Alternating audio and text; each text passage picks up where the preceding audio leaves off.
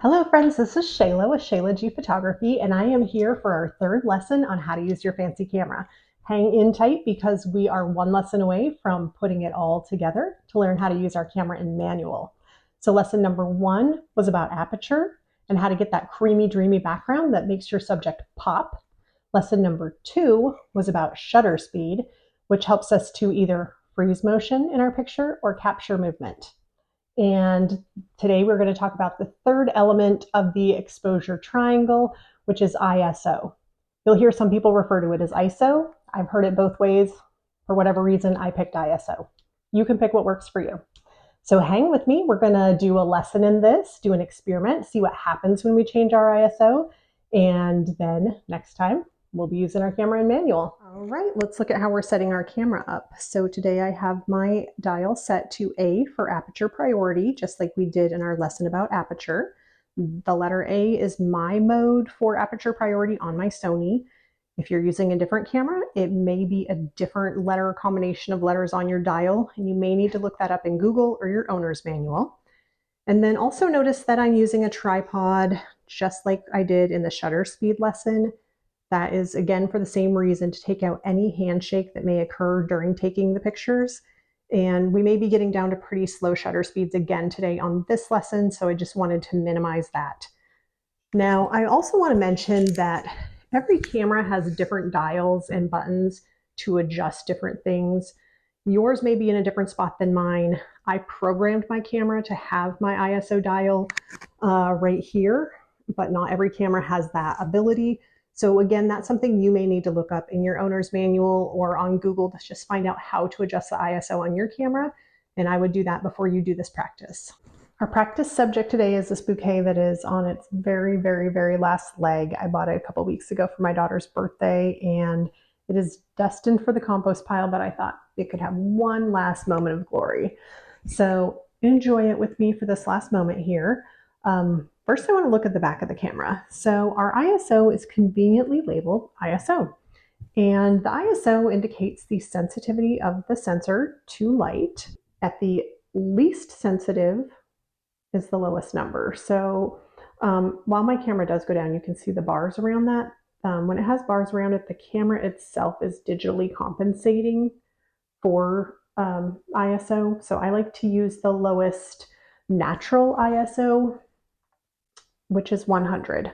The 0.0 indicates the exposure. The camera is telling us that we are at perfect exposure, which is just the right amount of light to take a picture at 0.0. When it is a negative number, it's telling us it's too dark. When it is higher than 0.0, it's telling us that it's too bright. I've set my aperture at 2.8, which is the smallest f-stop, the smallest number f-stop that is on this lens, but the largest opening, if you'll remember the lesson from aperture. And the camera is automatically changing the shutter speed to compensate for ISO. So when we go to ISO 100, which is the least sensitivity to light, it sets the shutter speed at 1/8 of a second. So for this exercise, I want to take pictures at different ISOs and see what happens. I'm going to zoom all the way in. I'm going to catch focus, as you can see with this green bracket, on that orange flower, and I'm going to snap a picture. The camera actually, again, compensated when I zoomed in to 1/3 of a second. When we increase the ISO, we are making the sensor more sensitive to light. Every time that you double the amount of light coming into the sensor, that is called increasing it by one stop. So when we go from 100 to 200, we've gone up one stop. One stop is 3 clicks of the wheel. So I'm going to turn this 3 times and it's going to double from 200 to 400. Now, if we doubled or went up one stop again, that would be ISO 800. So that's a little camera terminology for you. I'm going to go up. I want to show some dramatic differences. So we're going to go ISO 2000. We're going to focus on that orange flower and take a picture. And then I'm going to go up to the highest ISO that my camera has naturally without digital compensation. So again, we're seeing the bars. That tells me the camera is compensating. Let's use 51.2K for our ISO, focus on that flower and take a picture. Now let's put those up on the screen, look at them side by side, and see what happens when we increase our ISO. Here we go. We've got all three images side by side. When you look at them, do you notice any differences? When I look at them, I see three images of the same exact thing. They're the exact same brightness. The shadows and highlights look very similar. So I don't see a lot of differences. And really, depending on the size of the screen you're viewing this on, you may not notice any difference. On a phone screen, you're probably not going to see any difference at all. If you're looking on a TV screen, something really big, you may notice something. So let's zoom in and look at the one that's at 100 ISO, so the least light sensitivity, and the highest ISO of 51,200, the highest sensitivity to light, and see if we can see a difference up close. Now we're looking at the two images side by side taken at the lowest ISO of 100, meaning the camera sensor is the least sensitive to light, and the image taken at 51,200 ISO, meaning that the camera sensor is the most sensitive to light. Hopefully, with these side by side images, you are seeing a difference.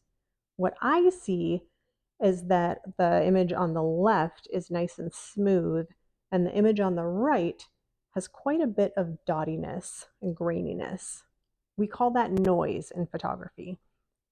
So whenever you are raising your ISO, you are more likely to get noise in your image, which often shows up more in the darker shadowed portions of the image.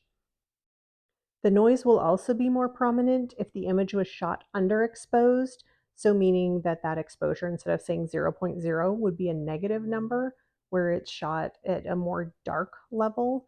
And then in editing, you bring up that darkness to make it more of a proper exposure.